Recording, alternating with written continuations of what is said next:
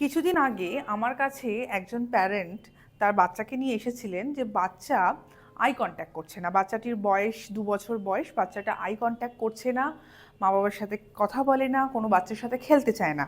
তো সেই ক্ষেত্রে তার ডায়াগনোসিস হয়েছে অটিজম। আমি যখন হিস্ট্রি নিলাম তখন দেখলাম যে বাচ্চাটা যখন জন্মায় কোভিডের সময়, সেই সময় বাচ্চা খুব একটা বাইরে এক্সপোজার বা সোশ্যাল স্টিমুলেশন হয়নি, যার জন্য বাচ্চা প্রচণ্ড মোবাইল দেখতো বা স্ক্রিন টাইম। এই জিনিসটাকে আমরা বলি ভার্চুয়াল অটিজম। এই ভার্চুয়াল অটিজম জিনিসটা কি? যে বাচ্চারা স্ক্রিন টাইম প্রচণ্ড দেখে, মানে এনি কাইন্ড অফ স্ক্রিন, সেটা টেলিভিশন হতে পারে, মোবাইল হতে পারে, আইপ্যাড হতে পারে। এই স্ক্রিন টাইম যদি বেশিক্ষণ দেখে তখন দেখা যাচ্ছে বাচ্চারা অন্য বাচ্চাদের সাথে আই কন্ট্যাক্ট করছে না, ইন্টারাক্ট করছে না, বাবা মারা ডাকলে সেখানে শুনছে না, হিউম্যান ভয়েস বুঝতে পারছে না, রেকগনাইজ করতে পারছে না। এটাকে বলে ভার্চুয়াল অটিজম। এই ভার্চুয়াল অটিজম কিন্তু ট্রিটেবল। এই ক্ষেত্রে যদি আমরা স্ক্রিন টাইম কমিয়ে একদম বন্ধ করে দিই তাহলে কিন্তু আপনার বাচ্চা আবার নর্মাল হয়ে যাবে। এবার আসি এই যে স্ক্রিন টাইমের কী কী হার্মফুল এফেক্টস, কেন আমরা এত বারবার বলি যে স্ক্রিন টাইম বেশি এক্সপোজ করবেন না আপনার বাচ্চাকে।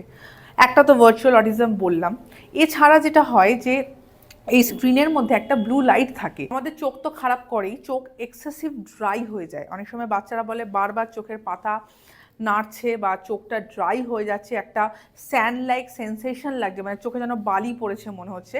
এগুলো এক্সেসিভ ড্রাইং হয় কারণ এই যে মোবাইল বা যে কোনো স্ক্রিনের এই ব্লু লাইটের জন্য।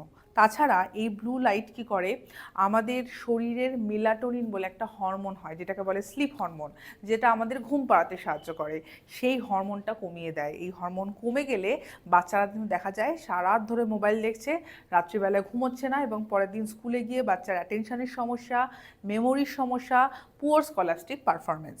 এছাড়া যেটা ওবেসিটি, বাচ্চারা মোবাইল দেখে কি খেয়ে নিচ্ছে সেটা বোঝা যাচ্ছে না, কন্টিনিউয়াস খেতে থাকে বাচ্চারা, তার ক্ষেত্রে ওবেসিটি হয়। এবং অনেক বাচ্চার দেখা যায় যে বাচ্চারা খেতে ভালোবাসে না, তখন আমরা যখন হিস্ট্রিটা নিই দেখি যে বাচ্চা মোবাইল ছাড়া খায় না। এই যে মোবাইল ছাড়া বাচ্চারা খায় না, এই জিনিসটা খুব খারাপ, কারণ আপনার বাচ্চাকে যখন আপনি খাওয়ানোর প্র্যাকটিস করছেন তার কিন্তু একটা ফুডের সাথে একটা সম্পর্ক তৈরি হচ্ছে।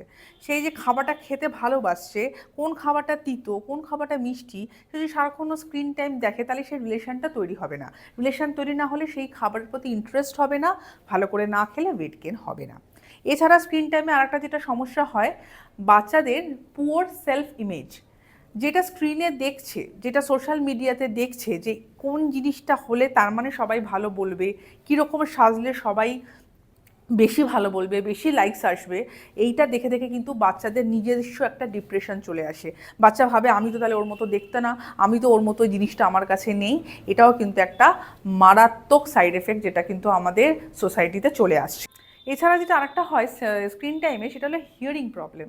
অনেক সময় দেখা যায় যে এই যে যখন সাউন্ডগুলো হচ্ছে, যে স্ক্রিনে যে সাউন্ডগুলো দেখছি আমরা, যে কোনো কার্টুন বলুন, কোনো গান বা এনিথিং, তাতে কি হয় আমাদের এই ফ্রিকোয়েন্সিটা অনেক ডিফারেন্ট থাকে দ্যান দ্য হিউম্যান ভয়েস। তো এই হিউম্যান ভয়েসের ফ্রিকোয়েন্সিটা তখন ম্যাচ করতে পারে না। মানে কেউ যদি ধরুন আপনাকে ডাকছে, মানে বাচ্চাকে ডাকছে বা বাচ্চার সাথে কথা বলছে, হিউম্যান ভয়েসটা রেকগনাইজ করতে পারে না। দেখা যায় বাচ্চা মোবাইল দেখছে কিন্তু যে বাবা মা ডাকছে শুনছে না। তো এই প্রবলেমটাও কিন্তু স্ক্রিন টাইম থেকে হয়। তো আমি বাবা মাদের বলবো যে বাচ্চাদেরকে অবশ্যই একটু তো নিশ্চয়ই দেখাবেন, টেলিভিশন বলুন, মোবাইল বলুন, কিন্তু সেটা কখনোই বেশি মাত্রায় নয়। সেটা যেন এভরিডে একটা অভ্যেসে পরিণত না হয়ে যায়, অ্যাডিকশান যেন না হয়।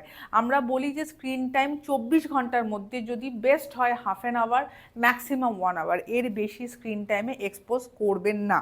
এবং আপনার বাচ্চার যদি দেখা যায় আই কন্ট্যাক্ট পুয়ার হচ্ছে, কারোর সাথে মিশছে না, ইন্টারাক্ট করছে না আপনার সাথে, অবশ্যই আপনার ডাক্তারের পরামর্শ নেবেন।